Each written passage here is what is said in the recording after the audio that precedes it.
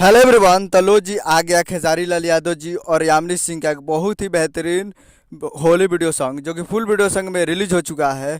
और इसे गाए हैं खेसारी लाल यादव जी और संगीत दिए हैं रजनी राजा जी और गीत लिखे हैं शुभम सिग्रीवाल जी, जो कि आपको स्क्रीन के ऊपर दिखाई दे रहा है। जिस सॉन्ग का टाइटल रखा गया है होली में आसबा। जिस सॉन्ग का टाइटल रखा गया है होली में आसबा और ये फुल वीडियो सॉन्ग रिलीज हो चुका है। और आज आज 23 तारीख को सुबह 6:30 पे फुल वीडियो सॉन्ग रिलीज हो चुका। Video song release on 23 February 6:30 AM पे। तो फुल वीडियो सॉन्ग आ चुका है। तो आप लोग और वीडियो में हैं खेसारी लाल यादव जी और यामिनी सिंह।